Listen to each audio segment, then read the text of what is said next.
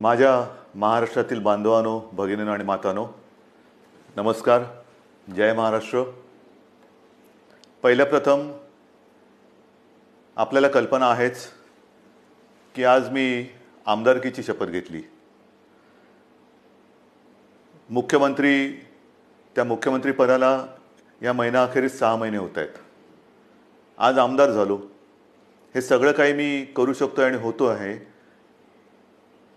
हे आपल्या सर्वांच्या आशीर्वादाच्या जोरावरती आणि शुभेच्छांच्या जोरावरती. साहजिकच आहे, या निमित्ताने मला सर्व राजकीय पक्षांचे, महाविकास आघाडीतल्या सर्व नेत्यांचे, आमदारांचे आभार मानायचे आहेत. कारण एका अत्यंत कठीण अशा परिस्थितीत, म्हणजेच कोरोनाबरोबर चाललेल्या युद्धाच्या परिस्थितीमध्ये निवडणूक होऊ न देता हे सगळं काही बिनविरोधपणाने पार पाडायला सर्वांनी मदत केली. त्यांना सुद्धा मी सगळ्यांना धन्यवाद देतोय.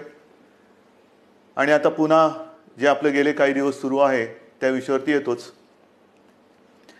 17 तारखेला पंतप्रधानांनी जो लॉकडाऊन जाहीर केला होता, दुसरा तिसरा, त्याची मुदत संपली आणि परत पुढचे 15 दिवस म्हणजे 31 मे पर्यंत संपूर्ण देश आणि साहजिकच आहे आपला महाराष्ट्रसुद्धा हा लॉकडाऊनमध्ये आहे. आता तुम्हाला कदाचित असं वाटायला लागलं असेल की मी आलो म्हणजे लॉकडाऊनच जाहीर करतोय. साहजिकच आहे, कोणालाही घरी विशेषतः कामाशिवाय डांबून ठेवणं किंवा बसवणं यासारखी मोठी शिक्षा असू शकत नाही. पण नीट समजून घ्या, मी कदाचित कोणाला आवडत असेल, कोणाला आवडत नसेल की याच्याकडे काही उत्तरच नाही आहेत. हे लॉकडाऊन लॉकडाऊन लॉकडाऊन किती दिवस चालणार, किती काळ लॉकडाऊनमध्ये राहणार, याला काही उत्तर आहे की नाही, हा जो काही चक्रव्यूह आहे हा आपण भेदणार आहोत की नाही, उत्तर कोणाकडेच नाही आहे. जगामध्ये कोणाकडे उत्तर नाही आहे, आपल्या देशातसुद्धा कोणाकडे उत्तर नाही आहे. आणि हे आता सगळ्यांना माहिती झालेलं आहे की जेव्हा एखाद्या युद्धात, विशेषतः ह्या युद्धामध्ये, युद्ध हे नेहमी शस्त्रांनीच लढलं जातं. इकडे आपल्याकडे शस्त्र नाही आहे. एक फक्त अंतर ठेवणं, स्वतःची काळजी घेणं आणि युद्ध जिंकणं, म्हणजे फार विचित्र आहे असे युद्ध. एकतर्फी नक्कीच नाही आहे, कारण आपण पूर्ण ताकदीने युद्ध लढतो आहोत. पण लॉकडाऊन वाढवला का? काही अंशी बरोबर आहे, काही अंशी नक्कीच बरोबर आहे. आपल्याला सर्वांना कल्पना आहे की आजही देशात, विशेषतः महाराष्ट्रामध्ये रुग्णांची संख्या वाढते आहे. मुंबईमध्ये वाढते आहे, ठाणे परिसरात वाढते आहे, पुण्यामध्ये वाढते आहे, संभाजीनगरमध्ये आहे, नाशिकमध्ये, मालेगावमध्ये आहे. या ठिकाणी रुग्णांची संख्या वाढते आहे. आणि ही रुग्णांची वाढती संख्या बघितल्यानंतर साहजिकच आहे मनात प्रश्न निर्माण होऊ शकतो, मग आपण नेमकं करतो काय आहोत, आतापर्यंत आपण केलं काय? मी गेल्याही वेळेला आपल्याला सांगितलं होतं की एक गोष्ट नक्की, की जी काळजी आपण मार्चपासून घ्यायला लागलो, जवळपास आपण कर्फ्यू, संचारबंदीपर्यंत आलो होतो आणि त्याच्यानंतर देशभरात लॉकडाऊन जाहीर केला गेला. जर हे आपण केलं नसतं तर जो एक अंदाज आपल्या देशात, महाराष्ट्रात आणि मुंबईमध्ये किती आत्तापर्यंत रुग्ण झाले असते, किती आत्तापर्यंत त्याच्यात मृत्यू पावले असते, हा अंदाज नुसता बघितला तरी अंगावरती काटा उभा राहतो. आणि म्हणून मी मागेही आपल्याला म्हटलं होतं की अजूनही शृंखला आपण तोडली जरी नसली तरी एक गोष्ट नक्की, की त्याच्या वाढीवरती, गुणाकारावरती नियंत्रण आपण हे नक्की ठेवलेलं आहे. गतिरोधक म्हणून हा जो काही लॉकडाऊनचा काळ आहे त्याचा आपल्याला नक्की उपयोग झालेला आहे. मग आता किती काळ चालणार? नुसता लॉकडाऊनकडे बघून चालणार नाही. रेड, ऑरेंज, ग्रीन, रेडमध्ये सुद्धा कंटेनमेंट एरिया, हे असे जे काही आपण विभाग केलेले आहेत. ग्रीन झोनमध्ये आपण हळूवारपणाने जवळपास सगळं काही उघडायला परवानगी दिलेली आहे, ती अजूनही देत आहोत. आणखीनही तिथले निर्बंध हे येत्या काही काळामध्ये आपण आणखीन शिथिल करतो आहोत. ऑरेंज झोनमध्ये सुद्धा ही शिथिलता आणलेली आहे. रेड झोनमध्ये विशेषतः कंटेनमेंट एरिया आहे, तिथे मात्र अजूनही आपल्याला शिथिलीकरण करणं हे परवडणार नाही, नक्कीच नाही आहे. उद्योगधंद्याच्या बाबतीत काय आहे? मी मुद्दामून आज आपल्यासमोर थोडेसे आकडेवारी सांगणार आहे, काय काय झालेलं आहे, किती काय केलेलं आहे. पहिल्या प्रथम आरोग्यविषयक काय झालेलं आहे, नंतर उद्योगधंद्याच्या बाबतीत काय करतो आहोत. उद्योगधंद्याच्या बाबतीमध्ये सुद्धा तुम्हाला मुद्दामून मला सांगायचं आहे की नुसतं लॉकडाऊन नाही वाढवत आहोत, आपल्याला ही तारेवरची कसरत करायची आहे आणि ती करतो आहोत. एका बाजूला सुरक्षित राहण्यासाठी लॉकडाऊन म्हणजे सगळं काही थोडक्यात बंद, आणि दुसऱ्या बाजूला हळुवारपणाने काही गोष्टी आपण उघडतो. आजपर्यंत राज्यामध्ये साधारणतः 50,000 उद्योग सुरू करायला आपण परवानगी दिलेली आहे. हा आजचा आकडा आहे. आणि ह्या 50,000 उद्योगामध्ये जवळपास साधारणतः 5-1 लाख मजूर हे काम करायला लागलेले आहेत. तसं बघितलं तर राज्यामध्ये 70,000 उद्योग सुरू करायला आपण परवानगी दिलेली आहेच, पण 50,000 उद्योग हे प्रत्यक्ष सुरू झालेले आहेत. आपल्याला कदाचित हा जो काय एक रेड झोनमधला बेल्ट आहे, म्हणजे मुंबई, पुणे आणि त्याच्या आजूबाजूचा परिसर, इथे जे आपण राहतो आहोत, किंबहुना उदाहरणतः संभाजीनगर असेल, ज्या महापालिका आहेत त्यांच्या परिसरामध्ये आपण हे निर्बंध जरा कडक ठेवलेले आहेत, म्हणून आपल्याला ते जाणवत नाही आहे. पण ह्या विभागामध्ये आपण उद्योगधंद्यांना परवानगी दिलेली आहेच, नक्की दिलेली आहे. हे करताना खास करून मला उद्योगांसाठी काही गोष्टी जाहीर करायच्या आहेत. कारण सगळीकडे आता एक ठप्प, म्हणजे ज्याला आपण म्हणतो ना, पॉजचं बटन दाबले गेले. जगच असं पॉज झालेलं आहे. सगळं ठप्प, काहीच होत नाहीये, इकडची गाडी तिकडे होत नाहीये. असं वातावरण असताना उद्या जे काय आपल्याला एक भरारी घ्यायची, नक्की घ्यायची भरारी घेणारच, कोणत्याही परिस्थितीत घेणार. तिकडे अजिबात मागे पुढे बघणार नाही. खरं म्हटलं तर आपल्या सरकारला आता 6 महिने होत आहेत. नवीन सरकार असताना नवीन स्वप्न आहेत आपली. आपण एक अर्थसंकल्प जाहीर केला काय, त्याच्यात नवीन गोष्टी जाहीर केल्या काय, आणि त्या अंमलबजावणीला सुरुवात करण्याच्या आधीच आपल्याला या संकटाला सामोरं जावं लागतंय. ह्या ज्या काही सगळ्या आपल्या योजना आहेत, या योजना कोणत्याही परिस्थितीत आपण अंमलात आणणार म्हणजे आणणारच. त्या एका हिमतीने आपण पुढे जातो आहोत. परंतु नवीन उद्योग येण्यासाठी एक वेगळी स्पर्धा आहे. कोण काय करते, कोण काय आणखीन सुविधा देते. महाराष्ट्रापुरतं बोलायचं झालं तर आज आपण महाराष्ट्रामध्ये जवळपास 40,000 एकरपेक्षा जास्त जमीन ही नवीन उद्योगधंद्यासाठी राखून ठेवत आहोत. 40,000 एकरपेक्षा जास्त. त्याचप्रमाणे नवीन उद्योजक जे येणार आहेत, नवीन उद्योग जे परदेशातून येतील, किंवा आपले काही उद्योजक आपले नवीन लोक काही नवीन उद्योग सुरू करू इच्छित असतील, ग्रीन इंडस्ट्रीज ज्याला आपण म्हणतो, म्हणजे प्रदूषण न करणाऱ्या इंडस्ट्रीज किंवा उद्योग, त्यांच्यासाठी सुरू करताना कोणत्याही अटीतटी त्यांना आपण ठेवणार नाही. परवानगीशिवाय तुम्ही उद्योग सुरू करा. फक्त अट एक, प्रदूषण करायचं नाही, अजिबात करायचं नाही. प्रदूषण करू नका, चला उद्योग सुरू करा, या आम्हाला पाहिजे. महाराष्ट्र तुमची वाट बघतोय. महाराष्ट्र हा नेहमी एक उद्योगशील आहे, सुधारणावादी आहे.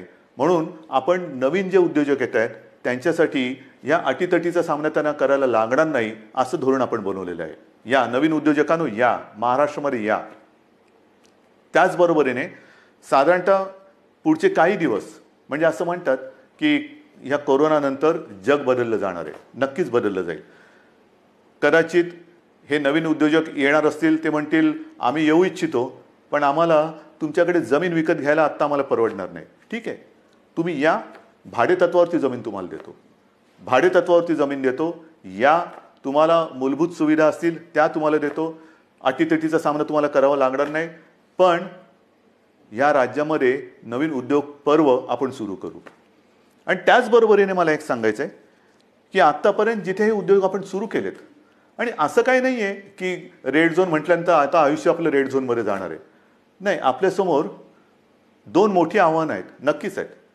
एक म्हणजे जिथे या कोरोनाचा प्रादुर्भाव नाही असा ग्रीन झोन, तो ग्रीन झोन हा आपल्याला कोरोना विरहित ठेवायचा आहे. हे मोठं आव्हान आहे. तिकडे एक सुद्धा रुग्ण ग्रीन झोनमध्ये आपल्याला आता येऊ द्यायचा नाही. किंबहुना नवीन केस तिकडे आता आपल्याला तयार आपण काय असं घर बसल्या कोविड तयार करत नाही, पण होऊ द्यायची नाहीये. त्याच्यामुळे ग्रीन झोन हा ग्रीन झोन म्हणून मेंटेन करणं, आणि रेड झोन जो आहे तो रेड झोन हा लवकरात लवकर ग्रीन झोनमध्ये त्याचं रूपांतर करणं. म्हणजे रेड झोन सुद्धा आपल्याला हळूहळू हा ग्रीन झोनमध्ये आणायचा आहे. आणि म्हणून जिथे जिथे ग्रीन झोनमध्ये आपण उद्योगधंद्यांना परवानगी दिलेली आहे, अनेक ठिकाणी आपण बघतो आहोत की कामगारांची आता उणीव आहे. कामगार हे बरेचसे परराज्यातले निघून गेलेले आहेत. मला खास करून माझ्या महाराष्ट्राच्या भूमिपुत्रांना सांगायचं आहे, जसं आजपर्यंत तुम्ही महाराष्ट्रासाठी, महाराष्ट्र सुरक्षित ठेवण्यासाठी सरकारचं ऐकलत, घरामध्ये राहा, सुरक्षित राहा, ही एक आपली त्याच्यातले एक घोषवाक्य होतं. आतापर्यंत तुम्ही घरात बसलात आणि महाराष्ट्र वाचवलात. आता जिथे जिथे ग्रीन झोन आहे, तुम्ही एका आत्मनिश्चयाने बाहेर पडलं पाहिजे की मी माझा महाराष्ट्र पुन्हा एकदा उभा करणार. मी जसा महाराष्ट्र वाचवलेला आहे, मी म्हणजे तुम्ही, मी एकटा नाही, तुम्ही. महाराष्ट्र आजपर्यंत आम्ही सुरक्षित ठेवला. या कोविडच्या प्रादुर्भावापासून हा जो ग्रीन झोन आहे तो सुरक्षित ठेवला. आता या ग्रीन झोनमध्ये जे उद्योग सुरू झालेले आहेत त्या उद्योगांना जर मनुष्यबळ कमी पडत असेल तर माझा महाराष्ट्र हा अगदी मोदीजींच्या भाषेत आत्मनिर्भर करण्यासाठी मी स्वतःहून आता पुढे येत आहे. या पुढे या. जे उद्योग आहेत, उद्योग सुरू झालेत, त्यातली ही संधी आहे. ही संधी तुम्ही घ्या. संधी वाया दौडू नका. या सगळेजण समोर या. उद्योग सुरू करू आपण. महाराष्ट्र उभा करू आपण. एक जगासमोर एक उदाहरण ठेवू की हा महाराष्ट्र खरंच लढवय्यांचा आहे. हा संकटाला भीत नाही. संकटामध्ये सुद्धा मर्दासारखा सामोर जातो. तो हा शिवरायाचा महाराष्ट्र आहे. म्हणून मला जे ग्रीन झोनमध्ये आहेत आणि जिथे जिथे उद्योगधंदे सुरू झालेत पण मनुष्यबळ कमी पडत असेल तिथे मला आज भूमिपुत्रांची गरज आहे. भूमिपुत्रांनो पुढे या. ही आपली भूमी आहे, आपला महाराष्ट्र आहे. पुढे येऊन आपला महाराष्ट्र हा आपल्या पायावरती आपण उभा करू. हा निश्चय फार महत्त्वाचा आहे. हे उद्योगधंद्याचं झाल्यानंतर महत्त्वाचा मुद्दा काय आहे की आरोग्यविषयक काय. कारण अजूनही जे काही जणांना असं वाटतंय की हे एक अशीच भीती आहे, फ्लू काय, सर्दी आहे, खोकला आहे, होतो जातो, आजपर्यंत काय कोणाला झालं नाही. झालं ना. पण विशेष म्हणजे आत्तापर्यंतचा जो फ्लूचा एक भाग आहे त्याच्यात सुद्धा जसं स्वाईन फ्लू एक आहे त्याला औषध आलेलं आहे. पण ह्या कोरोनावरती अजूनही औषध आलेलं नाही. तोच एक मोठा धोका आहे. मी उगाच तुम्हाला आकडे सांगून काय घाबरवण्याची माझी इच्छा नाही, अजिबात नाही आहे. तुम्हाला भीती घालण्यासाठी मी आलेलो नाही आहे. पण मुंबईमध्ये जेव्हा आपण सुरुवात केली त्यावेळेला जी परिस्थिती होती ती परिस्थिती बघितल्यानंतर आजची जी परिस्थिती आहे, आपण काय काय आरोग्य सुविधा केलेल्या आहेत. तुम्हाला कल्पना असेल, गेल्याही वेळेला मी बोललो होतो आणि आज तर संध्याकाळी मी जाऊन आलो. मी होतो, उपमुख्यमंत्री होते, बाळासाहेब थोरात होते, एकनाथ शिंदे होते, आदित्य पण होता बरोबर, आपले मुख्य सचिव होते, महापालिका आयुक्त होते आणि विशेष म्हणजे तिथे आपले आर.ए. राजीव जे MMRDA म्हणजे मुंबईतली मेट्रोचं काम आता जे अत्यंत चांगल्या पद्धतीने पुढे नेत आहेत, त्यांनी गेल्या 10-12 दिवसामध्ये ही सुविधा मुंबईकरांसाठी तिकडे उभारलेली आहे.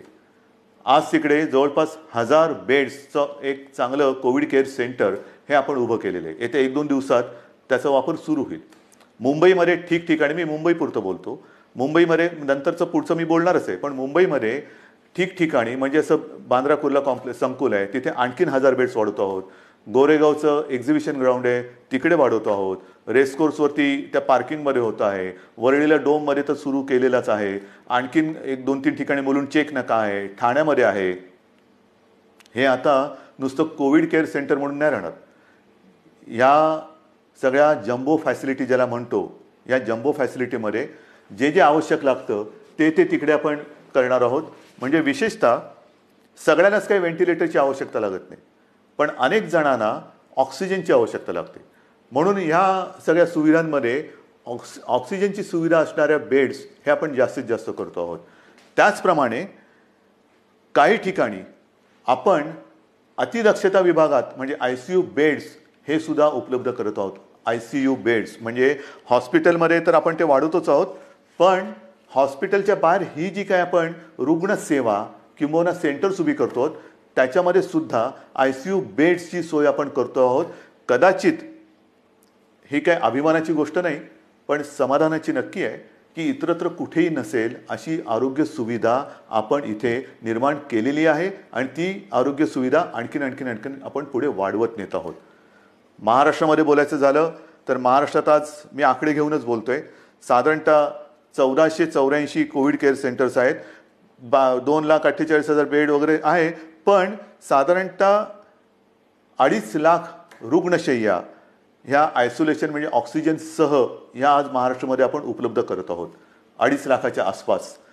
आज एक गोष्ट साहजिकच आहे, हे संकट एवढं मोठं आहे की काही वेळेला असं वाटतं की रुग्णांना बेड मिळत नाही आहे. याचं कारण रुग्णांची थोडीशी संख्या ही वाढती अशी वाटत असली तरी देखील आज आपण स्वयंपूर्ण होण्यासाठी किंबहुना पुढच्या महिन्यात साधारणतः किती रुग्ण होऊ शकतील ह्याची एक दक्षता घेऊन आपण हीही सुविधा वाढवतो. डॉक्टर्स येत आहेत, नर्सेस येत आहेत. मध्यंतरी मी आपल्याला माहिती आहे कोविड योद्धा म्हणून सगळ्यांना एक आवाहन केलं होतं. त्याच्यात सुद्धा काही हजार लोक म्हणजे महिला पुरुष हे मदतीसाठी धावून आलेले आहेत. मला अजूनही पाहिजेत. ह्याचं कारण का? कारण नवीन सुद्धा जे आलेले आहेत ते आणि आत्ता आहेत ते, जसं गेल्या वेळेला मी आपल्याला बोललो होतो की पोलीस थकत आहेत, पोलीस आजारी पडत आहेत. काल परवा एका चांगल्या अधिकारीचा मृत्यू झालेला आहे. त्याच्यानंतर गडचिरोलीमध्ये नक्षलवाद्यांशी लढता लढता 2 पोलीस आपले तिकडे शहीद झालेले आहेत. हे सगळे ताणतणाव आहेत आणि ह्या ताणतणावामध्ये ही लोक आजारी पडण्याची वाट न बघता, मला तर कोणीच आजारी पडायला नको आहेत, आजारी पडण्याची वाट न बघता ह्यांना वेळोवेळी जर का आपण विश्रांती देत गेलो तर आपण सहजगत्या या संकटावरती मात करू शकू. म्हणून मला अजूनही कोविड योद्धा पाहिजेत. ज्यांची रुग्णसेवा करण्याची इच्छा आहे, तयारी आहे, त्यांनी सगळ्यांनी ह्या युद्धामध्ये स्वतःहून पुढे आलं पाहिजे. याचं कारण असं की आज देखील मुंबई असेल, ठाणा असेल, पुणा असेल, संभाजीनगर ह्या ज्या काही महापालिका आहेत तिकडे नाही म्हटलं तरी जो आपण कंटेनमेंट एरिया म्हणतो, म्हणजे जिथे एखादा रुग्ण सापडला तर त्याच्या आसपासचा काही परिसर आपण सील करतो. मग एक आपण साधारणतः शोध घेतो की याच्या अतिशय निकटच्या संपर्कात कोण आलेले आहेत, मग त्यांची चाचणी घेतो आणि त्याच्यानंतर आपण मग त्यांना क्वारंटाईनमध्ये किंवा लक्षणं जर असतील किंवा लक्षणं नसतील मग टेस्ट घेऊन त्यांना आपण आयसोलेशनमध्ये ठेवतो. किंबहुना जर लक्षणं असतील तर त्यांच्यावरती उपचार सुरू करतो. एका गोष्टीचं मला एक मुद्दाहून तुम्हाला मला आकडा द्यायचा आहे की आज आपण एक आकडा बघत असतो की महाराष्ट्रामध्ये किती रुग्ण आहेत, मुंबईमध्ये किती रुग्ण आहेत. महाराष्ट्राचा आकडा तुम्हाला माहिती आहे, मुंबईचाही तुम्हाला माहिती आहे, पण ह्याच्यामध्ये रोजचा वाढणारा आकडा आपण बघतो आहोत. त्यातून बरे होऊन घरी जाणारा आकडा आपल्या लक्षात येत नाहीये. म्हणजे साधी गोष्ट आहे, जर का मुंबईपुरतं बोलायचं झालं तर साधारणतः मुंबईमध्ये आज 19,967 रुग्ण पॉझिटिव्ह आहेत.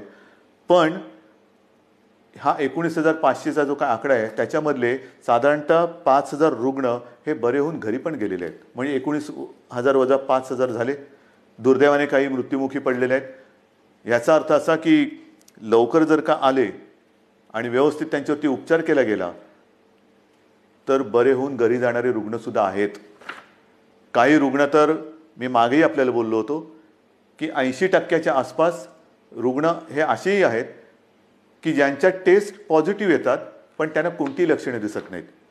असे रुग्णसुद्धा आहेत. तर ह्या सगळ्या गोष्टीचा विचार करून आपण आरोग्य सुविधा वाढवतो आहोत, ॲम्ब्युलन्सेस वाढवतो आहोत. संपूर्ण महाराष्ट्रभर जिथे जिथे आवश्यकता आहे तिथे तिथे आपण या आरोग्याच्या सुविधा वाढवत आहोत. आणि एका बाजूला या आरोग्य सुविधा वाढवत असताना उद्योगधंद्यांच्या बाबतीत सुद्धा मी सांगितलं की 50,000च्या वरती उद्योगधंदे सुरू झालेले आहेत. म्हणजे असं काही नाही की सगळं काही ठप्प होऊन बसलेलं आहे. जे अनेक जण मला विचारतात की काय हो महेर, तुम्ही लॉकडाऊन उठवत नाही, किती काळ असं बसायचं. मगाशी मी तुमच्याशी बोलत होतो, ह्याच्यात काय आहे, नुसतं सर्दी खोकला ताप तर येईल, आणखीन काय होईल, फ्लू काय कोणाला होत नाही असं नाही आहे. जे गांभीर्य आहे ते या गोष्टीचं हेच आहे की जे गंभीरपणाने आजारी पडतात त्यांच्यावरती इलाज नाही आहे. आणि एक क्षण असा धरून चाला की आपण लॉकडाऊन उठवून टाकतो लॉकडाऊन आजपासून. या सगळेजण इकडे तिकडे ये जा करा, काही करा. ही साथ जर का पसरली तर इतर देशामध्ये काय काय होते, ब्राझीलमध्ये काय झालं, ब्रिटनमध्ये काय झालं, अमेरिकेत काय चाललेलं आहे, इटलीमध्ये काय चाललेलं आहे, काय झालेलं आहे. मला हे कोणत्याही परिस्थितीत महाराष्ट्रात होऊ द्यायचं नाही आणि मी होऊ देणार नाही, अजिबात होऊ देणार नाही. मी टीकेचा धनी होईन. मी तुम्हाला मागेही बोललेलो आहे, महाराष्ट्रासाठी वाईटपणा घ्यायला माझी तयारी आहे. पण जे जे मला पटतं ते महाराष्ट्राच्या हिताचं मी करणार म्हणजे करणारच. आणि म्हणून जो रेड झोन आहे तिकडे मी अजूनही उद्योगधंदे पूर्णपणे उघडायला का देत नाहीये की क्षणभर धरून असं धरून चाला की उद्योगधंदे उघडले आणि ही साथ त्यांच्यात घुसली. आजच मजूर आपापल्या घरी निघून गेलेले आहेत. म्हणजे उद्योगधंदे सुरू होतील आणि त्या मजुरांमध्येही साथ जर घुसली तर काही तर जीवानिशी जातीलच, आजारी तर पडतीलच. आणि मग त्यावेळेचा अघोषित जो लॉकडाऊन असेल तो किती काळ चालेल त्याचं उत्तर आपल्याकडे कोणाकडे नसेल. मग त्या लॉकडाऊनची वाट बघायची का आत्ता जे काही आपण हे संकट नाही म्हटलं तरी त्याचा वेग मंदावून रोखून ठेवतो आहोत, त्याचा पूर्ण अंदाज घेऊन हळूहळू टप्प्याटप्प्याने एक एक गोष्टी उघडत जायचं, हा विचार आपण करायला पाहिजे आणि तो आपण करतो आहोत. आणि तो जर का आपण करत नसतो तर तुम्ही एवढे सगळे जण या सरकारच्या सोबत राहिल्याच नसतात. इतर राज्यांमध्ये जाणारे जे मजूर आहेत त्या सगळ्या मजुरांची आजपर्यंत आपण अगदी व्यवस्थित काळजी घेत होतो आणि घेतली. दिवसातनं मी तुम्हाला सांगितलं की किमान 5.5-6 लाख मजुरांना आपण दिवसातनं 3 वेळा हे जेवण देतो. म्हणजे सकाळीचा नाश्ता, ब्रेकफास्ट आणि दुपारचं आणि रात्रीचं जेवण, त्यांच्यासाठी आपण या सगळ्या योजना करत होतो. पण बरेच जण असं म्हणायला लागले की आम्हाला घर जाना आहे, गाव जाना आहे. तेव्हाही मी त्यांना वचन दिलं होतं की तुम्ही चिंता करू नका, आम्ही इतर राज्यांशी बोलतो आहोत, केंद्राबरोबर बोलतो आहोत. जसजशी सोय होईल तसतसं आम्ही तुम्हाला तुमच्या घरी, तुमच्या राज्यात पाठवण्याची सोय करतो आहोत आणि ते पाठवल्याशिवाय आम्ही राहणार नाही. आणि त्याच्याप्रमाणे आज जवळपास मला वाटतं 5-1 लाख मजुरांना आपण ट्रेननी आणि बसेसनी हे इतर राज्यात अत्यंत नियंत्रित पद्धतीने हे पाठवलेलं आहे, कुठेही खळखळ होऊ न देता. पण मला एक काय सांगायचं आहे की हे सगळे जे काही इतर राज्यातले मजूर आहेत, रस्त्यावरनं चालत आहेत, अजूनही काही ठिकाणी आहेत, कशाला चालता, क्यों चल रहे? आपके लिए हम पूरी कोशिश नहीं, शुरुआत तो हुई है. ट्रेन से आप जा रहे हैं घर, बस से जा रहे हैं, तो ऐसे रास्ते पे मत चलो, रास्ते पे नहीं चलना. बीच में कोई फिर एक्सीडेंट कभी होता है, क्यों कर रहे हो ये सारी चीज़ें? आपके लिए हर एक राज्य के लिए ट्रेन की सुविधा शुरू हो गई है, बस की सुविधा शुरू हो गई है. आप जहाँ भी हो वहीं पर रुके. हमारे पूरे स्टेट में अलग अलग जिलों में, डिस्ट्रिक्ट में कलेक्टर्स हैं, उनके सब साथी हैं, आपका इंतजाम वो कर रहे हैं, ठीक से कर रहे हैं. और जब भी ट्रेन की सुविधा, जैसे रोज़ाना कुछ ट्रेन चल रही है, कुछ उत्तर प्रदेश में जा रही है, बिहार में चल रही है, पश्चिम बंगाल में जा रही है, राजस्थान जा रही है, गुजरात जा रही है, जैसे जैसे वो आती जाएगी हम आपको भेज रहे हैं. बेताब ना होना, काही गरज नाही आहे. तुम्हाला आम्ही पूर्णपणे सुरक्षितपणाने तुमच्या राज्यात आम्ही सोडतो आहोत. आणि आजपर्यंत मी म्हटलं ना की एवढे मजूर हे महाराष्ट्रातून त्यांच्या राज्यात गेलेत, त्यांच्या घरी पोचलेत, बसेसने आपण पाठवलेले आहेत. आणि विशेष म्हणजे त्यांच्याकडनं आपण कुठेही तिकीट्स नाही घेतलेली. मुख्यमंत्री सहायता निधीतून त्यांचा खर्च केलेला आहे. काही संस्था पुढे आलेल्या आहेत, त्यांनी त्यांचे पैसे दिलेले आहेत. त्यांना हे, कारण हे गरीब आहेत, काम करणार आहेत, तळहातावरती पोट असणार आहेत. तळहातावरती पोट असल्यानंतर जर त्यांची रोजची मेहनत ही होणार नसेल किंवा काम मिळणार नसेल तर यांच्याकडे तिकिटाचे पैसे कुठून येणार? म्हणून त्यांना आपण आपल्या सरकारच्या माध्यमातून, सरकारच्या खर्चाने आपण त्यांना पाठवत आहोत. हे झालं त्या राज्यात जाणाऱ्या लोकांचं. मग आता मी येतो माझ्या आपल्या राज्यातल्या लोकांकडे. मुंबई म्हटल्यानंतर साहजिकच आहे, कोकण आणि पश्चिम महाराष्ट्र इथे राहणारे लोक खूप आहेत. तेही मागे लागलेत. हे काय तुम्ही त्या राज्यातल्या लोकांना पाठवता, आम्ही काय केलंय, आम्हाला कधी घरी पाठवणार? अरे तुम्ही तर आपले आहात. आजपर्यंत तुम्ही सहकार्य केलेलं आहे, तुम्हालाही हळूहळू मी पाठवतो घरी. पण आज थोडे अस्वस्थ नका होऊ. कारण आजपर्यंत कोकण म्हटल्यानंतर मला माहिती आहे, हा आंब्याचा सीझन, काजूचा सीझन, सगळा एक कोकण म्हणजे गंमत असते. ह्या मोसममध्ये कोकणात जाणं, फणस आहे, मजा असते. कोकणामध्ये जाणं हे या दिवसात सुट्टी, मग कोणाचे आजी आजोबा असतील, कोणाचे मामा मामी असतील, काका काकी असतील, सगळे नातेवाईक असतात, त्यांच्याकडे जायचं, गावातल्या घरात राहायचं, आंबे खायचे, गंमत असते. पण ह्या उन्हाळ्यात ती गंमत नाही आहे. मी आपल्याला सगळ्यांना मुद्दामून एक विनंती करतो की कृपा करून आपण तरी रस्त्यावरनं किंवा इकडून तिकडून असे जाऊ नका. कारण मुंबईमध्ये आपण काळजी घेतो आहोत, प्रत्येक जिल्ह्यात आपण काळजी घेतो आहोत, पण प्रत्येक जिल्ह्यात आरोग्य सुविधा ज्या आहेत त्यांची एकूण जर का मर्यादा बघितली, आणि काही जिल्हे हे कोविड मुक्त आहेत, आज सुद्धा तिकडे प्रादुर्भाव झालेला नाही, ते आपल्याला तसेच ठेवायचे आहेत. जर आपल्याला लवकरात लवकर या लॉकडाऊनमधून बाहेर यायचं असेल तर पहिलं म्हणजे जे आपले ग्रीन झोन आहेत, जिकडे कोविडचा प्रादुर्भाव नाही, हे जिल्हे, हे विभाग आपल्याला ग्रीन झोन म्हणूनच ठेवावे लागतील. म्हणून आपण सुद्धा घरी जाताना असेच उठून निघू नका. आपल्याला सुद्धा जर जायचं असेल, खरंच पहिलं जायचं आहे का थोडे दिवस थांबून आपण जाऊ शकता, थोडा धीर धरला तर सगळ्यांनाच बरं होईल. आपण इथून तिथे जाणार, काही ठिकाणी जसं आता उदाहरण तर रत्नागिरी आहे, इतर काही ठिकाणी आहेत, इथे आपल्याकडनं काही गेलेले लोक आहेत, ते पॉझिटिव्ह निघाले. झालं, एक केस तिकडे आली, मग तिकडे पुन्हा ते कंटेनमेंट झोन आला, हे आलं, ते झालं. म्हणजे आत्तापर्यंत जिकडे काही नाही आहे तिकडे हा सगळा नसता खटोटोप आला. तर म्हणून मला असं वाटतं थोडंसं धीराने जाऊया, एक नियंत्रित पद्धतीने जसं आपण इतर लोकांना पाठवतो आहोत, परराज्यातले काही लोक आपण आपल्याकडे घेतो आहोत, आता तर परदेशातून आपल्याकडे येणारी लोक सुद्धा सुरू झालेली आहेत. हळूहळू आता जग हालचाल करायला लागलंय. असं काही नाही की सगळे ठप्प बसलेत. परदेशातली लोक आपल्याकडे परत येत आहेत. आपल्याकडची काही जी अडकलेली लोक ती परदेशात त्यांच्या देशात जात आहेत. रोजची थोडी विमानं सुरू झालेली आहेत. पण इथले तिथे आणि तिथले इथे आल्यानंतर क्वारंटाईन म्हणजे विलगीकरण हे फार महत्वाचं आहे. विलगीकरण, कारण आपण जर का कळत नकळत हा व्हायरस आपल्यासोबत नेत असू तर आपल्यापासून, मी जसं मगाशी म्हटलं ना की काही जणांना ह्याचा प्रादुर्भाव झालाय पण लक्षातही येत नाही एवढं चांगल्या पद्धतीने ते त्याचा प्रतिकार करतायत. म्हणजे लक्षणं नाही आहेत आणि कोणत्याही औषधाशिवाय ते बरेही होत आहेत. परंतु त्यांना जरी काही झालं नाही आणि होऊ नयेच तरी वाहक म्हणून ते काम करू शकतात. म्हणजे त्यांना काही नाही झालं आणि गेला घरी आणि कळत नकळत व्हायरसचा प्रादुर्भाव झाला असेल तर तो तिकडे दिला व्हायरस, म्हणजे तो इकडचा व्हायरस तिकडे गेला आणि जो तिथे नाहीये तो पसरवून ठेवला. म्हणून मला माझ्या खास करून कोकणातील बांधवांना, माता भगिनींना सगळ्यांनाच सांगायचं आहे, पश्चिम महाराष्ट्रातल्या सगळ्या बांधवांना भगिनींना सांगायचं आहे की कृपा करून घाई गडबड करू नका, अस्वस्थ होऊ नका. हे थोड्या काळापुरती ही परिस्थिती आहे, तिच्यावरती आपण मात करतो आहोत, मात करणार आहोत.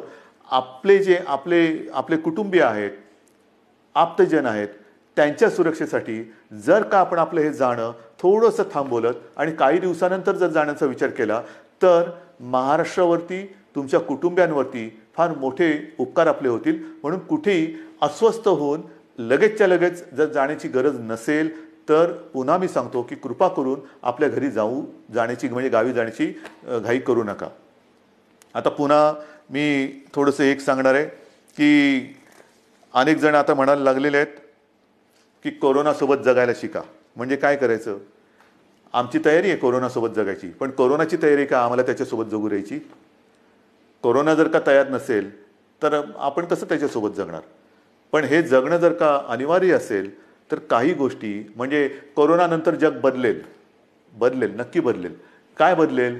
तर कोरोनानंतर आपल्याला जसं आपण म्हणतो ना की आजपर्यंत घरात राहा आणि सुरक्षित राहा, आता आपल्याला नवीन एक वाक्य घ्यावं लागेल. घरात राहा, सुरक्षित राहा हे झालं, पण घराबाहेर राहताना सावध राहा. नेहमी आपल्याला एक सावधानता बाळगायला पाहिजे. म्हणजे ओघाने आलंच हात धुणं. अनेक ठिकाणी मी असंच बघितलेलं आहे, कारण उन्हाळा आहे, घाम तर येतोच, मग आपण काय करतो, मास्क बाजूला करतो आणि हाताने रुमालाने तोंड पुसतो, बाजूला ठेवतो. तोच धोका आहे. पहिली गोष्ट, हात सतत धुत राहायचं. कारण नसताना किंबहुना शक्यतोवर तोंडाला, चेहऱ्याला हात लावायचाच नाही. कारण हा जो व्हायरस आहे अजूनही त्याच्यावरती संशोधन सुरू आहे. किती काळ कुठल्या पृष्ठभागावर तो किती काळ जिवंत राहू शकतो. समजा एखाद्याच्या शिंकेतनं, खोकल्यातनं, बोलण्याच्या एका त्या तुषारातून तो कुठे पडला असेल, त्याला हात लागला आणि तो कळत नकळत पुन्हा आपल्या डोळ्याला लागला तर डोळ्यातनं तो शरीरात जाऊ शकतो, नाकाला लागला, तोंडाला लागला. म्हणून ह्या ज्या काही गोष्टी आहेत ह्या आपल्याला अशाच ठेवून पुढचे काही दिवस, काही महिने हे सावधतेने राहावंच लागेल. या सगळ्या ज्या गोष्टी मी तुम्हाला सांगतो आहे, या गोष्टी ह्या फार महत्त्वाच्या आहेत. इतके दिवस तुम्ही जी शिस्त पाळली ती शिस्त मला थोडी जास्त पाहिजे, कडक पाहिजे. कारण आज देखील जो कंटेनमेंट एरिया आहे किंवा रेड झोन आहे, कारण नसताना लोक बाहेर पडत आहेत. नका पडू. त्याच्यानंतर अजून देखील धार्मिक सण, उत्सव, धार्मिक जमाव यांना कुठेही परवानगी आपण दिलेली नाही, देऊ शकत नाही. कारण जेवढी गर्दी होईल तेवढा हा धोका अधिक वाढणार आहे, अधिक पसरणार आहे.